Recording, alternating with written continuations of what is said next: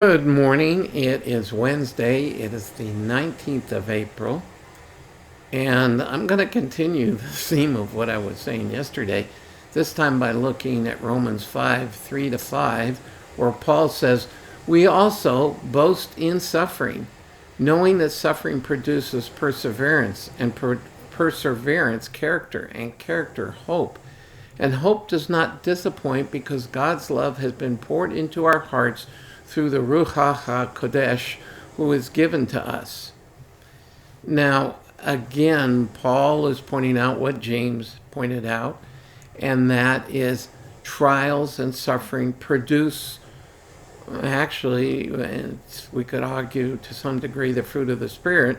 He says here specifically, produces perseverance. Endurance is what James says.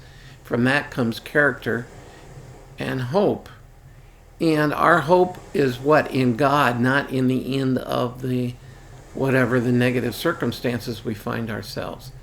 It is in Him and knowing that He is there and producing all of these qualities in us very frequently through our trials.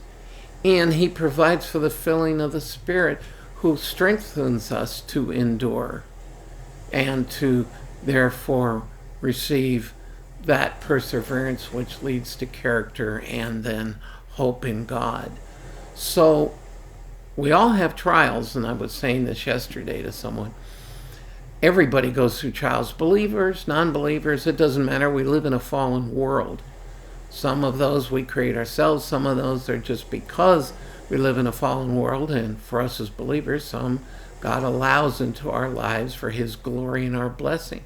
And that is the difference. The believer grows and is blessed through them.